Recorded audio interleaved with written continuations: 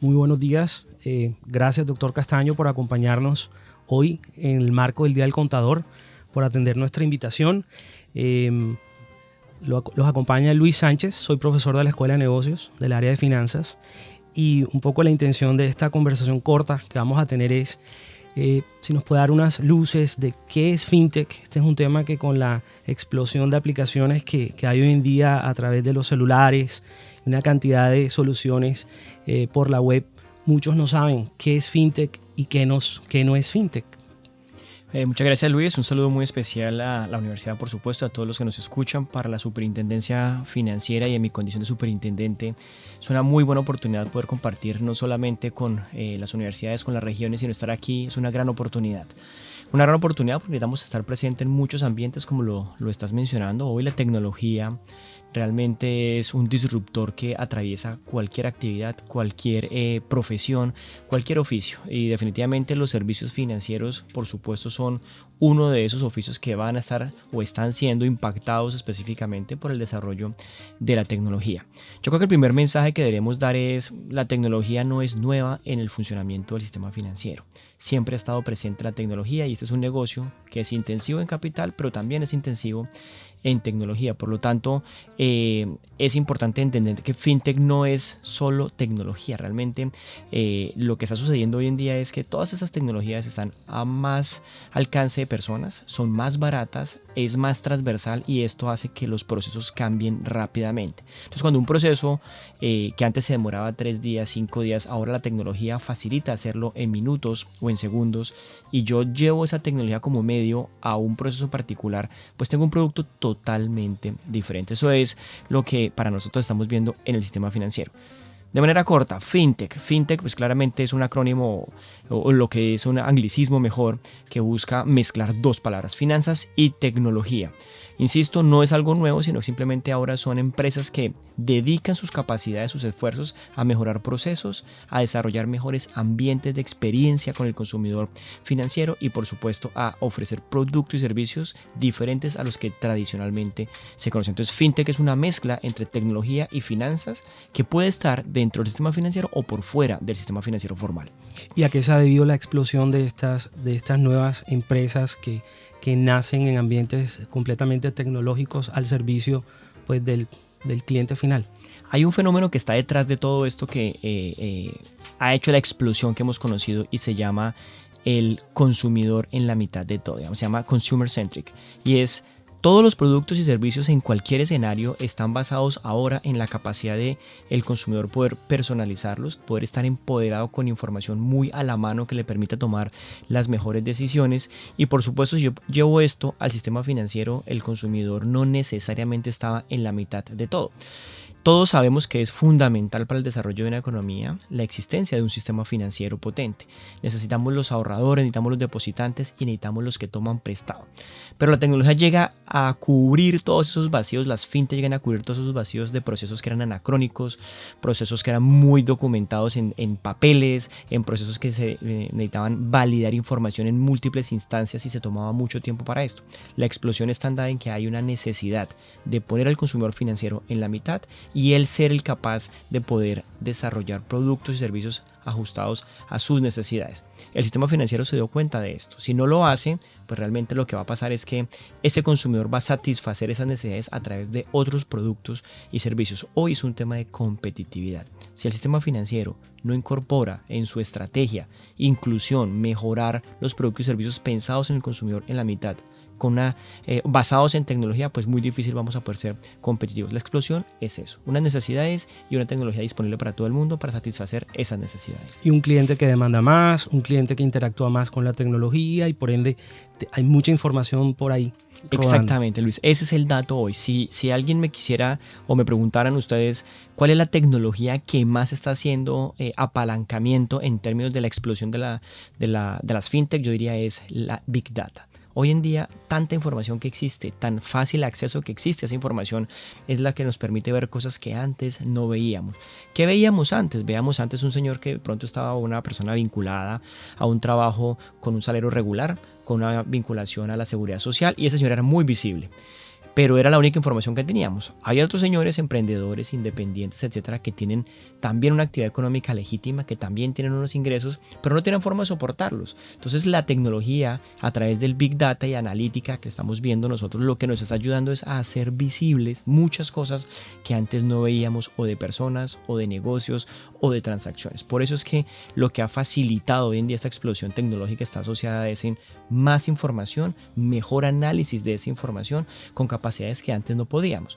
Por ejemplo, nosotros para poder procesar unos estados financieros, haciendo mención al día del contador sin que sea su función principal, nos demorábamos mucho tiempo procesar esa información. Yo recuerdo hojas grandes de impresiones con matriz de puntos, esas impresoras que hacían ruido, línea verde clarita, línea verde oscura, tratando de manejar muchísima información.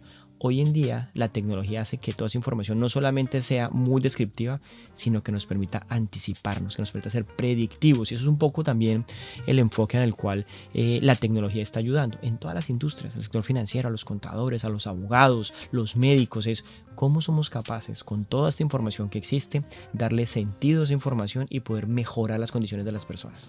Y de pronto salirse de un enfoque completamente forense, en donde se miraba la historia, ya sea de los números o de los comportamientos, hacia unos comportamientos más predictivos. Totalmente de acuerdo. Ya en mención de lo que uno esperaría de la faceta del contador como valor agregado, es cierto, los números van a estar allí siempre. Hoy hay muchos aplicativos que nos permiten entender muy bien las normas. Incluso antes teníamos todos que aprender del Colgap. Ahora estamos todos en la transición y entendimiento de las normas internacionales de información financiera. Entonces, pues hay que estar actualizado en lo que son los estándares internacionales. Pero el valor agregado de un contador tiene que estar asociado en que él es un partner más, un asesor más dentro del negocio. ¿Cómo somos capaces de anticiparnos, predecir cosas y sobre esas tendencias tomar las mejores decisiones posibles en los negocios que acompañamos?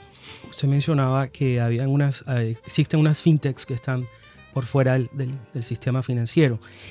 ¿Cómo una persona del común puede identificar qué fintechs están por fuera de ese sector financiero y por ende vigiladas? Correcto. Es una muy buena pregunta, Luis, porque realmente en el mundo se discute mucho hoy dónde está el límite, el campo de alcance de la regulación y la supervisión y en dónde no. Y Colombia tradicionalmente ha tenido una frontera muy, muy clara. Independientemente de si su proceso es muy intensivo en tecnología o no, o si es fintech o no, en nuestro país hay una regla que es fundamental en todo este ordenamiento. Todo lo que implique inversión, ahorro, manejo de recursos del público, esa entidad debe estar vigilada por la Superintendencia Financiera y debe desarrollar su actividad dentro de la autorización que el Estado le dé. Si se hace sin esa autorización, estamos en el ejercicio ilegal de esa actividad. Entonces, todo el que maneje dinero del público tiene que estar vigilado por la Superintendencia. Las personas teníamos algunas convicciones o creencias que prestar dinero solamente podía hacerse por los bancos y no necesariamente es así. Nuestro arreglo institucional siempre ha dicho que la financiación es una actividad libre, siempre y cuando se haga con recursos propios. Entonces, la diferencia entre qué ser vigilado y qué no ser vigilado está más asociado no tanto a ser fintech o no fintech o tecnología o no tecnología, sino está dedicado por la actividad que yo hago. Si yo manejo ahorro del público, sí o sí voy a tener que estar vigilado. Si yo no manejo ahorro del público, pero hago créditos con mis propios recursos, puedo hacerlo sin necesidad de la vigilancia estatal. No es fácil entenderlo. En muchos negocios hemos visto unas prácticas poco deseadas en donde algunas entidades, con el propósito de engañar al consumidor financiero, se hacen denominar como si fuesen vigiladas por la superintendencia. En algunos otros casos utilizan denominaciones similares a entidades vigiladas por la superintendencia financiera. Nosotros tenemos una campaña que se denomina "De eso tan bueno no dan tanto, no se deje engañar". Y aquí yo acudo al sentido común de las personas. Cuando yo no entiendo un negocio, cuando yo no soy capaz de poder interpretar muy bien de dónde vienen las utilidades que me prometen dar, a nosotros nos cuesta mucho ahorrar nuestro dinero. Pensemos bien 2-3 veces antes de entregárselo a cualquier entidad. Y si tengo duda, para eso está la Superintendencia Financiera. La Superintendencia Financiera es una entidad que está al servicio de todos los colombianos. Allí en nuestra página web www.superfinanciera.gov.co usted puede consultar qué entidades son vigiladas, puede consultar qué actividades pueden desarrollar esas entidades que son vigiladas, e incluso está todo un listado de todas las alertas que vamos a ir conociendo en el día a día sobre entidades que se hacen llamar vigiladas sin sin serlo o que están adoptando esquemas defraudatorios. Por aquí el sentido común es: cuidemos nuestros ahorros. La mejor forma de cuidar estos ahorros es interpretando muy bien a quién se los entrego. Al final, entregar la plata es muy fácil, recuperarla es lo que es realmente difícil. Y para preservar esto, pues un sistema financiero tiene muchos esquemas. Los no vigilados no tienen esa forma de hacerlo y están incurriendo en un delito que se llama captación masiva y habitual. Ok, o sea que para estas entidades que no están vigiladas por la superintendencia financiera, ¿existe alguna ente estatal, otra superintendencia que las vigile o cómo? Sí, hay un elemento, claro, Luis, existe una consideración particular y es: al consumidor necesitamos protegerlo. ¿Por qué razón? Porque existen desequilibrios contractuales propios, existen asimetrías de información y al consumidor financiero y en general al consumidor siempre hay una política estatal de protección para que se nivele ese campo de juego. Entonces, si bien hay entidades que son no vigiladas, que prestan con sus dineros propios, pues tienen unos clientes y esos clientes también merecen y necesitan un trato transparente, íntegro, digno. Para esos casos particulares, la Superintendencia de Industria y Comercio ya es capaz de tener el alcance de protección de esos deudores. Sin embargo, el mejor mecanismo de protección que existe en el país se llama la tasa de usura. La tasa de usura es un límite a las tasas de interés que pueden cobrar las personas que presten sus dineros. La tasa de usura no solo aplica para el sistema financiero, sino aplica para cualquier persona, natural o jurídica, que financie, que preste, que facilite la adquisición de un bien o servicio. Nadie puede cobrar por encima de esa tasa de interés. Y si alguien lo hace, yo puedo acudir o a la Superfinanciera o a la Superintendencia de Industria y Comercio, a la Fiscalía, etcétera, porque realmente hay una vulneración de un bien superior que es el orden económico. Bien, o sea que realmente el tema de fintech termina siendo un medio más para llevar a cabo actividades de financiación, de inversión, sean o no vigiladas por la Super. ¿Cómo visiona usted, doctor Castaño, la industria financiera, el ecosistema más bien financiero, en medio de todas estas innovaciones que se están dando, considerando los neobancos, los bancos tradicionales, fintech, techfin, regtech? ¿Cómo visiona usted el ecosistema financiero en los próximos 5 años? Cada vez es más difícil lograr en un horizonte de tiempo poder dimensionar que los cambios están pasando muy rápidamente. Pero desde política pública y desde la Superintendencia Financiera estamos tratando de direccionar 3 elementos que son fundamentales. Lo primero es, imaginamos un sistema financiero que es más medio que fin en sí mismo. Yo no necesito un sistema financiero que tenga muchos recursos, sino yo lo que necesito es que ese sistema financiero sea capaz de hacer parte de la jornada completa del consumidor financiero. Un consumidor se levanta por la mañana y desde que se levanta empieza a hacer uso de recursos. Tiene que pagar o el transporte, tiene que pagar medicinas, tiene que pagar comida, tiene que pagar parqueadero, tiene que pagar la universidad. El ecosistema debería ser capaz como sistema financiero de estar leyendo eso permanentemente sin necesidad de yo tener que estar pensando como una actividad adicional, tener que ir al banco a sacar dinero. Nosotros vemos un modelo en el cual ese sistema financiero se ha integrado con el día a día de las personas, con el customer journey como lo llamamos nosotros, en donde hay es que pensar, si el señor va a hacer mercado, el señor no tiene que estar preocupado en dónde voy a sacar dinero para pagar el mercado, sino debería ser capaz de estar integrado. Si yo saco mi vehículo y voy a poner gasolina o voy a tener que estacionarlo en un parqueadero, yo tengo que estar pensando en, ¿tengo la plata para el parqueadero? ¿Tengo la plata para la...? Eso debería tener, por ejemplo, una billetera electrónica, que el vehículo sea capaz de pagar el peaje, la gasolina, el mantenimiento, todo lo que está asociado, y sin que el banco sea el fronting, sino el ecosistema en sí mismo sea capaz de integrar ese elemento. Segundo, vemos un sistema financiero mucho más seguro en términos de hoy hay más datos, hoy hay más información sensible, necesitamos tener muchos más estándares de seguridad y mucha más conciencia de las vulnerabilidades que tenemos. Entonces yo me imagino un sistema financiero mucho más ciberresiliente, unos estándares de ciberseguridad mucho más altos a los que tradicionalmente hemos visto. ¿Qué significa esto en el día a día de las personas? Pues de pronto tal vez ya usted no necesita andar con una tarjeta de crédito con unos números físicos plasmados para poder hacer una compra en tarjeta de crédito. De pronto tal vez a usted le queda más fácil usar un código QR en su celular, que es dinámico, que cambia, que solo sirve para esa transacción. Tal vez usted ya no necesita saberse una clave. Usted ya puede ir a un cajero y a través de biometría con su huella o con reconocimiento facial o lo que estamos viendo con voz, poder hacer transacciones porque son elementos muy propios que minimizan el fraude. Entonces vemos un sistema financiero también mucho más ciberresiliente, no solamente presente en todo el ambiente de vida de las personas, sino mucho más seguro. Y un tercero en donde el poder de decisión está en el consumidor. Antes era como tener una visa. Yo cuidaba la visa y rogábamos todos para poder tener una visa para ir a otro país. Hoy en día el consumidor financiero tiene la posibilidad de escoger y armar el producto y el servicio como él lo necesita, no como él se lo quieren vender o como lo van a obligar. Antes uno veía el canal 1, el canal A, la televisión empezaba a las 4:30 los viernes. No, hoy en día usted puede ver el programa que usted quiera en streaming las veces que quiera, como lo quiera ver. Eso es un poco la dimensión que esperamos de un sistema financiero. Y un último punto que viene asociado a todo esto es, siempre me preguntan, bueno, superintendente, ¿y usted qué opina? Entonces, ¿se van a acabar las oficinas? ¿Ahora van a ser robots los que van a atender? No, yo creo que hemos ido y vuelto en esa tendencia donde pensamos que todo iba a ser absolutamente digital y virtual. Ese no es un muy buen escenario. Yo creo que es un intermedio en donde tengamos espacios físicos, ya no para ir a hacer consignaciones en efectivo, pero sí para hacer autogestión de cosas, donde yo pueda fácilmente poder utilizar mi dispositivo móvil, donde pueda solicitar un producto, donde pueda consultar saldos y poder interactuar fácilmente. Entonces, habrán cajeros seguramente. Yo veo un sistema con cada vez menos datáfonos y más teléfonos móviles haciendo transacciones, muchas más personas incluidas en el ecosistema, el transporte público, transportes masivos, colegios, universidades, más comercios donde sea muy fácil hacer transacciones, basado mucho en tecnología, por supuesto, pero basado siempre en el pilar en que la supervisión va a estar encima, validando que el agente que esté allí, sea RegTech, sea FinTech o sea TechFin, esté cumpliendo unos estándares de confianza para los colombianos.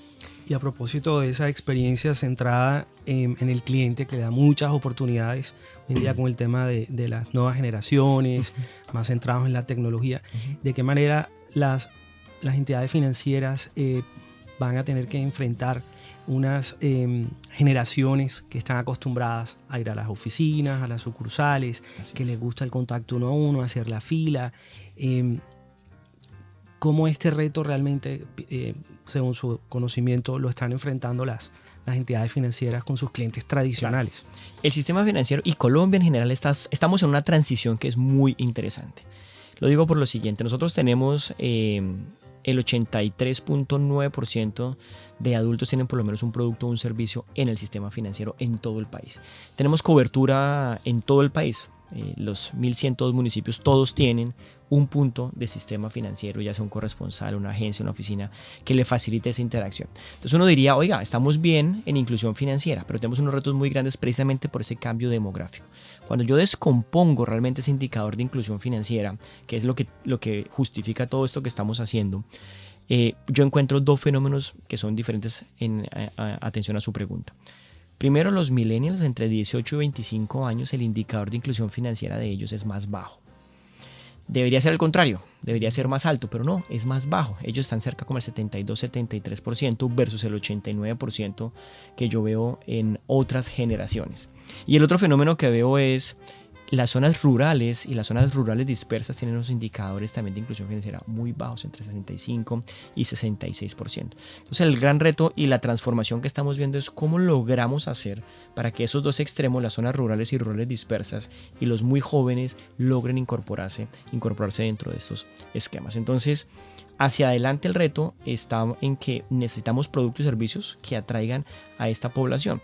Pero hay una buena noticia en todo esto. Los millennials entre 18 y 25 años que denominamos nosotros, ellos tienen una intensidad de uso casi del 90%. Es decir, entran menos que los demás, pero todo el que entra a ese mundo del sistema financiero, su usabilidad es del 90%, es la más alta en todos.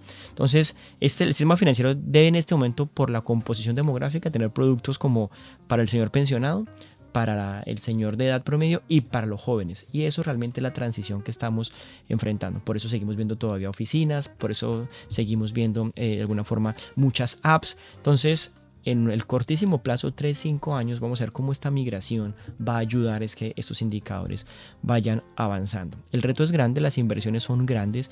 Hay un cambio que también es relevante, que no lo vemos mucho ni hay forma de medirlo fácilmente, es el tema cultural. muchas personas aún tienen la sensación de que las operaciones virtuales no son seguras. Tienen la sensación de que es mejor ver un sello puesto en su recibo de energía o en su recibo de acueducto alcantarillado porque le da más tranquilidad. A esas personas les decimos da exactamente igual. De hecho, para nosotros el estándar de seguridad y de fraude es mucho más bajo en operaciones virtuales que en operaciones físicas. El canal que más está creciendo, Luis, que es un dato interesante también con cifras de lo que fue el segundo semestre del 2019, es banca móvil. La tasa de crecimiento en la banca móvil son 147%, mientras que las oficinas están decreciendo en un 5%. Entonces, esa es una transición. El sistema financiero tiene que tener la capacidad de atender a todo el mundo, pero muy seguramente vamos a llegar a un escenario en donde sea menos presencial, más virtual, mucho más intensivo en tecnología, mucho más el banco en la mano y no tener que ir a una oficina con papeles a gestionar cosas. Bueno, muchísimas gracias, doctor Castaño, por su tiempo y por aclararnos varias inquietudes que andan rondando por ahí en las calles. Muchísimas gracias y a ustedes un saludo muy especial y un buen día. Gracias.